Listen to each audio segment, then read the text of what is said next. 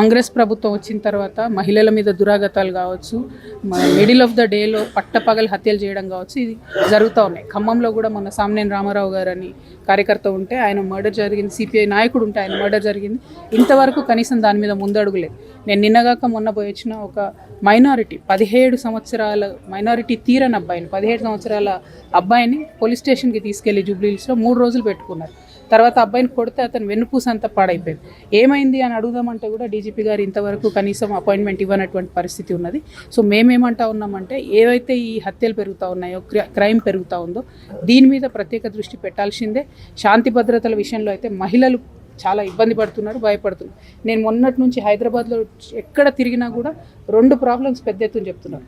ఒకటి, కుక్కలు కరిచేటటువంటి ప్రాబ్లం. అన్ని చోట్ల బాగా కుక్కలు ఉన్నాయి, వాటిని కనీసం పట్టేటటువంటి పరిస్థితి లేదు.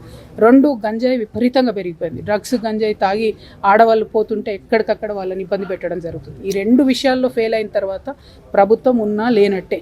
కాబట్టి డీజీపీ గారు నేను మళ్ళొకసారి కోరుతున్నాను, మొత్తం హైదరాబాద్లో పెరుగుతున్నటువంటి డ్రగ్స్ ప్రాబ్లం కావచ్చు, కుక్కల బెడద కావచ్చు, మహిళలకు రక్షణ లేకపోవడం కావచ్చు, దీని మీద మాత్రం చర్యలు తీసుకుంటాను. నేనేమంటున్నా అంటే హైదరాబాద్ని డెఫినెట్గా ఇంటర్నేషనల్ మ్యాప్లో పెట్టాలి, మంచి ఈవెంట్స్ చేయాలి, తప్పులేదు.